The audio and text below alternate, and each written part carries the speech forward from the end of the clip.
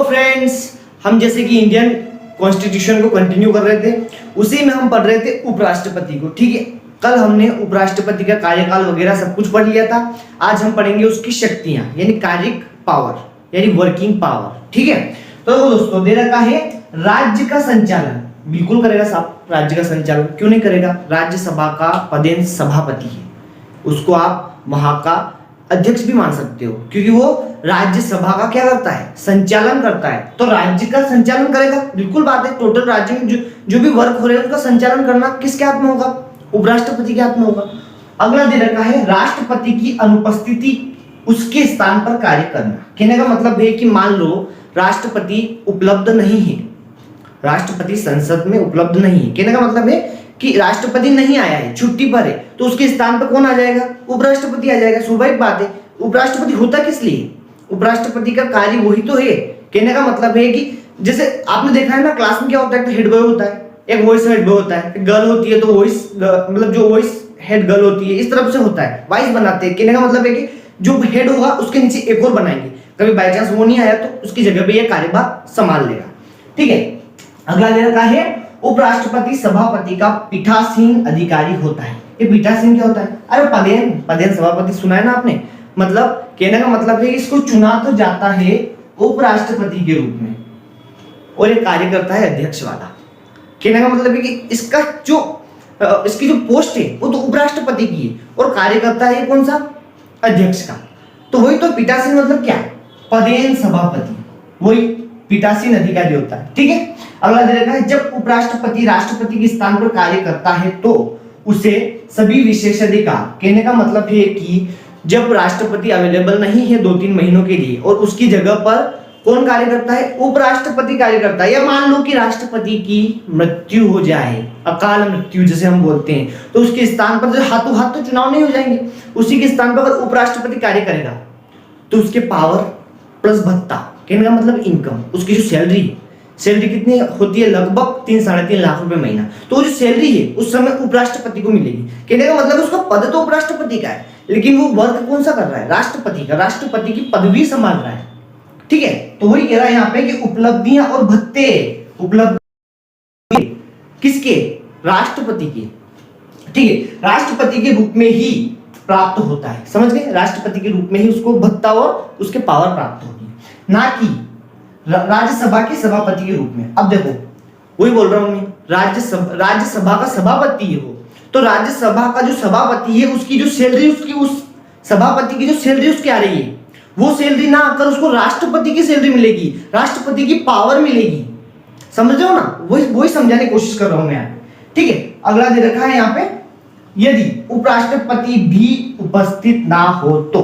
कहने का मतलब है कि उपराष्ट्रपति ही वो भी नहीं आया, मान लो वो भी नहीं आया, तो उसके स्थान पर कौन कार्य करेगा? उच्च न्यायालय यानी सुप्रीम कोर्ट का जो वरिष्ठ यानी मुख्य न्यायाधीश। ठीक है, वहां का जो जज है, मुख्य जज, ठीक है, हेड जज, वो उनके स्थान पर कार्य करेगा।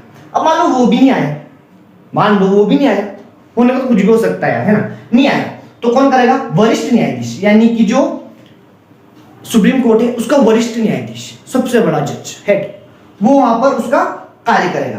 ठीक है, स्थान पर कार्य करेगा। ठीक है, अब आप यहां पे देखो उपराष्ट्रपति है, वो किसके स्थान पर कार्य करेगा? राष्ट्रपति के स्थान पर। ठीक है, पर आपके दिमाग में एक सवाल जरूर आएगा, तो फिर राज्यसभा का कार्यभार कौन संभालेगा? मान लो कि वो तो चला गया ना राष्ट्रपति का कार्य करने, तो उसके स्थान पर कौन कार्य करेगा? तो कार्य करेगा उपसभापति। सुना है ना, उपसभापति, सभापति। तो उसके स्थान, देखो सभापति कौन होता है? उपराष्ट्रपति।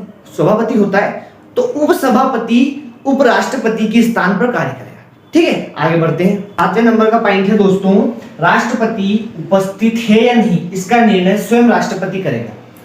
मतलब ये है कि राष्ट्रपति उपस्थित है या नहीं इसका निर्णय आप नहीं ले सकते या संसद नहीं ले सकती, इसका निर्णय खुद राष्ट्रपति करेगा कि वो उपस्थित है या नहीं। हो सकता है किसी छुट्टी पे गए हो, संभव है ना, हो सकता है बीमार हो, तो इसका निर्णय खुद करेंगे वो कि भैया मैं उपस्थित हूं या नहीं, वो है या नहीं, तब भी वो निर्णय करेंगे मैं हूं या नहीं। ठीक है, अगला है 20 प्रस्ताव और 20 अनुमोदन। ठीक है, 20 प्रस्ताव और 20 अनुमोदन। अगला है भारत का राष्ट्रपति जब त्याग पत्र देता है। कहने का मतलब है कि भारत का राष्ट्रपति जब त्याग पत्र देगा कि नहीं मुझे मेरा पद जो छोड़ना है वो किसे देगा? उपराष्ट्रपति को अपना त्याग पत्र देगा, ठीक है। और इसकी सूचना उपराष्ट्रपति किसे देगा? लोकसभा अध्यक्ष को। क्यों देगा? क्योंकि जो राष्ट्रपति होता है वो लोकसभा का अध्यक्ष माना जाता है, और जो उपराष्ट्रपति होता है वो राज्यसभा का अध्यक्ष माना जाता है, ठीक है। इसलिए इसका जो सूचना है वो किसे देगा? लोकसभा अध्यक्ष को इसकी सूचना देगा, ठीक है। दसवां दोस्तों, दिल्ली विश्वविद्यालय का कुलपति होता है। कौन कुलपति होता है भाई? उपराष्ट्रपति। दिल्ली विश्वविद्यालय जो है इसका कुलपति कौन होगा? कुलपति उपराष्ट्रपति होगा। और इसका वेतन जो है भत्ता 1,25,000 रुपए महीना है। और ये आंकड़ा है दोस्तों लगभग 2017 के हिसाब से, ठीक है। 2017 के हिसाब से आंकड़ा है कि इसका जो वेतन है 1,25,000 रुपए पर मंथ है, ठीक है। अब दोस्तों आपको बता दूं मैं कि जो राष्ट्रपति हुए हैं अभी तक 3 राष्ट्रपति, ठीक है। पहले हैं डॉक्टर राधाकृष्णन, ठीक है।